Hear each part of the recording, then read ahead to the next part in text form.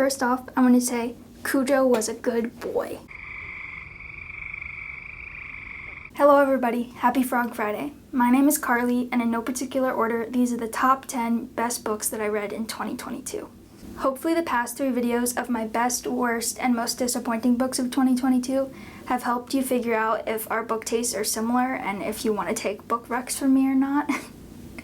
Or maybe we're completely opposite and you want to look out for books that I like so you don't read them. Let's get started. First up, I'm kind of cheating here and I'm combining 2 books, and that is Cujo and Misery by Stephen King. I read a lot of King last year, but I wanted to limit myself to only 2 of his books. Cujo is a story of a St. Bernard named Cujo who gets rabies and goes on a killing spree in the town of Castle Rock, Maine. A mother and her young son get trapped in their car on a very hot day with Cujo on the outside waiting to attack them. I know a lot of people don't like this one and do not recommend it at all for their first read, but it worked for me. They tend to not like it because it's pretty slow and doesn't really get into the actual action until the second half of the book. There's a lot of domestic drama with work and relationships in the beginning half that a lot of people I know just don't care for at all. It's also one of those books that Stephen King doesn't even remember writing himself because he was so hopped up on cocaine while writing it, so it's just one long book. There's no chapters. Now, Cujo was the first King book that I ever read. I chose to pick this one up because my dog Hugo is frequently called Cujo by my parents because he's a little demon dog, and I had never seen the movie before, so I thought, why not start with that book? I read the whole book over 2 days in a car on a road trip. I'm sure I'm a little biased, and it's always gonna...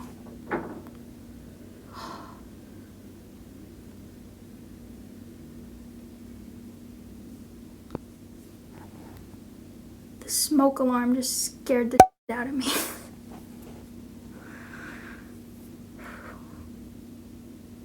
Which is very fitting that that happened while I'm talking about the book that I read because of my dog. My dog is terrified of smoke alarms, so that was great timing there. I'm sure I'm a bit biased, and it's always going to hold a special place in my heart because it got me hooked onto King. First off, I want to say Cujo was a good boy, and that's why I like the book way more than I like the movie now that I've read and watched both of them, because with the book you get to actually see into the mind of Cujo and see his thoughts about how he really hesitates and holds off on hurting people because he doesn't want to, even though the rabies is making him do it. In the movie, you don't get to see that at all. You just see a dog going on a rampage. I'm not going to spoil anything here, but I also actually preferred the ending of the book to the movie, which I know King himself said that he thought the movie had a better ending. Then I just put Misery on here because it was such a fun and engaging read. Definitely a 5 stars. Misery is about an author named Paul Sheldon who gets in a car crash and gets found and kidnapped by his biggest fan, Annie Wilkes. She holds him hostage in her house in Colorado, claiming to be helping him recover, but she won't let him leave until he writes her another book. This is one of the only books that has ever really scared me, and I remember my heart racing for hours during and after reading this book. He somehow hooks you into the story and makes you not be able to put it down, even though the whole thing pretty much takes place in one room with only 2 characters. I didn't care for the sections of the book at all where you were reading chapters of the story that Paul Sheldon was writing, but I did love all the parts about him in the house himself and dealing with Annie. Unlike Cujo, I would say this is a great starter King book since it's so fast-paced and tense all the way through. And Annie Wilkes is definitely one of his best villains that he's ever written. Alright, next up is Kafka on the Shore by Haruki Murakami. This book alternates each chapter between 2 seemingly unrelated stories that tie together in the end, which is one of my favorite types of books. I'm sure you'll notice that later on in the list because I've got a couple more just like that. In the first story, you're following a boy named Kafka who runs away from home, and the second story follows an old man named Nakata who can speak to cats and uses this special skill to help make money by finding people's lost pet cats. Now, there are some trigger warnings for this book. As expected with Murakami, there's some uncomfortable sexual situations with Oedipal and incest themes. That's one thing that I hate about his writing, but I just try to ignore it because of the way that the rest of his writing makes you feel. There's also a chapter or 2 of animal abuse and the killing of cats, which is really disgusting and sad to read. I know some people choose to just skip over that chapter or 2. I can't remember exactly what it is, but you'll kind of know when it's coming. and you don't really need to read that to understand the rest of the story. I would say read this if you like magical realism and seemingly unconnected stories that weave together and connect in the end. It's both multi-timeline and multi-point of view. Next up, we've got Catch-22 by Joseph Heller. This follows our main character Cerulean, an American bombardier in World War II in Italy. He's, quote, furious because thousands of people he's never met are trying to kill him. He does not want to be in the war, but every time he gets close to the number of missions where he can go home, his higher ups keep increasing that number that he needs to reach, so it's always impossible to get there. The Catch-22 in Catch-22 is that in order to be relieved of duty, you need two things to happen. You need to be considered insane, and you need to request your leave. However, the catch is you're considered insane and should be sent home if you're continuing to fly these dangerous missions, because only an insane person would do that. But if you request to be removed from duty, then that must mean that you're sane and you have to keep flying. Which means that for Cerulean and the others around him, there's no way out. So Cerulean has to find other ways to stay out of the war, such as faking health problems to stay in the doctor's ward. The author himself fought in World War II, so this is based on his own experiences. I originally thought I was going to hate this because I thought it was just about the war and I thought it would be a pretty boring military story, but it is an anti-war satirical novel. It's got a bunch of great characters and in my opinion is super funny. However, while I love this book, I wouldn't necessarily recommend it to everyone because I know it is not everyone's sense of humor. While it worked for me, I remember when I was reading it, I would read out loud some of the parts that I found funny to my family members. And my mom said she thought that the book sounded awful and she would never want to read that. So it can definitely be confusing and frustrating to read since it's all over the place. A lot of the jokes also go on for pages upon pages, just spinning in circles, which I found funny, but I know a lot of people would find annoying. But I got myself a copy of this because I have a feeling it's one of those books that's going to get better and better upon each reread, which I don't normally reread books, so that's a big deal. While I do recommend this book, I would also recommend reading it along with the audiobook because it is so long and dense that it's probably pretty hard to get through without audio. I know there's also a sequel to this, which I have not read yet, and I have heard is a lot worse, so I don't know if I'm going to be reading it.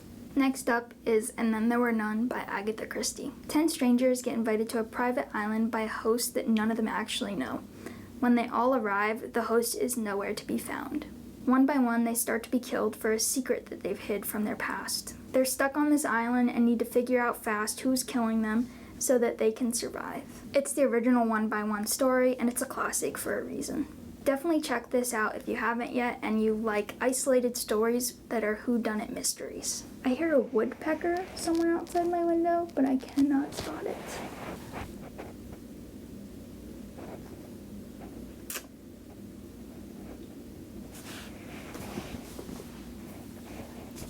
Alright, next up is Piranesi by Susanna Clarke. This is a book that's best going into knowing little to nothing about it. Our main character, Piranesi's whole world is one giant endless house, filled with things like an entire ocean. There's only one other person in this house, referred to as the Other. You're following Piranesi as he explores the house and starts to realize that his perception of reality of the world and the other might not quite be as it seems. There might be more to his world than he thinks. It's super atmospheric and descriptive, and it's really fun to learn about the house and the mysteries in it at the same time as our main character. Next up is A Little Life by Hanya Yanagihara. This is described as following the life of 4 friends, Malcolm, JB, Willem, and Jude. However, it really only focuses on one of these characters, Jude, who is a gay man, with the other 3 really being side characters. It's a super descriptive slice of life book that follows these characters over decades of their lives, from their college years going backwards to their childhood and forwards into old age. You see how the relationships between all 4 of them and outside individuals ebb and flow over time, and while they're all friends, none of them know much about Jude's personal life and background, so throughout the story you're learning about his past and current traumas, which there are plenty of. So much so that many people describe this book as trauma porn, which is why it's very conflicting for me to say that I love this book and put it on my favorites list. One important thing to note is that if there's any trigger warnings that keep you from reading a book, skip this one. Don't even bother looking at the trigger warnings because it's going to be in there. There are graphic descriptions of every kind of abuse you can think of in this book, so make sure you're in a good place mentally before picking this up. I read it because it's commonly referred to as the saddest book of all time. Somehow I didn't cry while reading this, but I definitely came close, and I can see why people say it is. Ooh. Did you hear that, woodpecker? I know there's red-bellied woodpeckers living in these trees outside my window, but I still can't see them.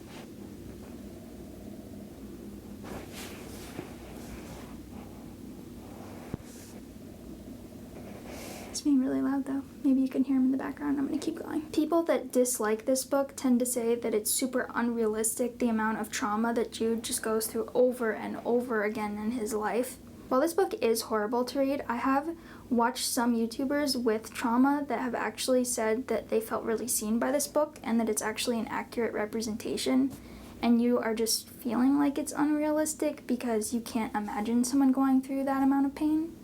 But unfortunately for some people, they do. This book was actually pretty much the first book that got me back into reading last year, and it's one that I still think about all the time, and I definitely want to pick up again at some point. I will say that the interviews that I've seen of the author talking about this book do make me uncomfortable. She talks about how she wanted to write about people who aren't worth saving or who aren't able to be saved, and I really don't think that's something you should be trying to push forward in the world. It's a super dangerous message to anyone dealing with those thoughts about themselves. So I just thought it was important to mention that problematic aspect of the author. I don't stand behind what she says about her meaning behind the book. But I do think it can actually be surprisingly a very healing book for a lot of people and help them feel connected and not alone. For me, the saddest parts in this book are not really the extreme trauma and abuse and graphic things that are described in this book. That's kind of, it sucks to say, but you really get used to it because it just happens over and over again. So it's not really that's sad. It's the internal monologue, really, that you hear from Jude talking poorly about himself that is really the sad part. Next up is Station 11 by Emily St. John Mandel. This is a post-apocalyptic dystopian about a virus that wipes out 99% of the human population almost immediately. It swaps between the night that the outbreak occurred and then the survivors 15 or 20 years later. Some of the survivors are actors that are in a traveling symphony that go around to different survivor camps performing Shakespeare for them as entertainment. Some survivors are living in an airport because their planes were grounded the day of the outbreak and they just decided to never leave. Some are survivors that are in those little camps themselves and are being attracted to this man that calls himself the Prophet. Many of the characters in the future are connected by their past, which you slowly start to piece together as the book goes on. There's also a really amazing TV show adaptation on HBO. It's one of those rare situations where I can't tell whether or not I like the book or the TV show better. They're both slightly different, but really well done, both of them. Up next is The House in the Cerulean Sea by T.J. Klune. A man named Linus works at the department in charge of magical youth. One day he gets assigned to travel to an orphanage that's on an island so that he can determine whether or not that it should stay open. There are 6 dangerous children living there, which, let me see, they are a gnome, a sprite, a wyvern, an unidentifiable green blob, a were Pomeranian, and the Antichrist. They're being taken care of by a man named Arthur. Hint, hint, there may be a little bit of romance between Arthur and Linus. It's a very cute found family story with loving characters. I actually found myself smiling throughout the book, which I don't usually do at all. Usually my face is just like, RBF.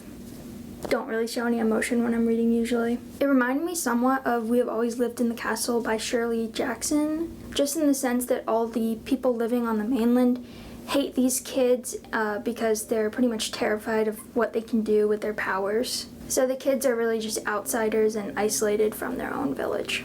Next up is The Starless Sea by Erin Morgenstern. A graduate student named Zachary finds a book in his college library that's telling a story from his own childhood. He obviously wants to figure out how this is possible because it's a story he's never told anyone before, so he tries to figure that out. His investigating leads him to finding a magical door that leads to an underground ancient library. People at this library have different jobs that are associated with one of three symbols: a bee, a key, or a sword. If you've read The Night Circus by the same author, then you know that her writing style is much more focused on the visuals and the atmosphere rather than plot. I actually like this one a lot more than The Night Circus. It's another one of those books with different stories that start to weave together by the end and different timelines. You're following both Zachary, but also the books that he's reading. You get to read them at the same time, so it flips between his storyline and various different book storylines. So it's really multiple stories within stories, like storyception. It is a pretty confusing book, but it's more one that makes you want to pick it up again to understand what you read, rather than one that makes you want to put it down. The only short story collection that I've put on this list is Exhalation by Ted Chiang. This is a philosophical sci-fi short story collection with 9 stories. Read it if you like speculative fiction. They're not only enjoyable stories, but also ones with greater themes that make you think about life. Some themes and topics that are explored in this are sentience, AI, time travel, free will, human cognition, nature versus nurture, science and religion, parallel universes, and entropy. I highly recommend it to anyone that likes the TV show Black Mirror and wants to do some reflecting. Each of these stories felt like they could have been an episode of Black Mirror. With short story collections, at least for me, a lot of the time they're not that memorable and I forget them all once I read them, but with this one, I still think about a lot of them. I can still remember what most of the stories are about, so they have stuck with me. And last but not least is Cloud Cuckoo Land by Anthony Doerr. Or Anthony Doerr, I'm not really sure. Once again, shocker here, it's another book with seemingly unconnected stories and timelines that come together and make sense in the end. Can you tell what kind of books I like? There's 3 timelines and I believe 5 main characters. There's Anna and Omir living in the height of Constantinople, I think 1450. Then there's teenager Seymour and a librarian named Zeno in 2020 Idaho, dealing with an attack on the library. Lastly, there is Constance sometime in the future on a spaceship going to another planet. They all connect somehow through one shared book. And that's all the books on my list. I hope you found some new ones to try out. If you like this video, please give it a thumbs up and consider subscribing. Comment down below what your best book of 2022 was, or if you have any book recommendations for me based on the books that I've put on my list. There's clearly some overlap in the types of books that I enjoy. Today's frog fact is just a quick reminder that toads are squares and frogs are rectangles. What do I mean by that? I mean that similar to squares and rectangles, all toads are frogs, but not all frogs are toads. Thank you again for watching. I hope you have a great day. Goodbye. I literally filmed one line, and the fire alarm starts going off in the dorm next to me. That's going to be going off probably for the next 30 minutes, so. I have class in an hour too, so guess I will be filming tomorrow instead.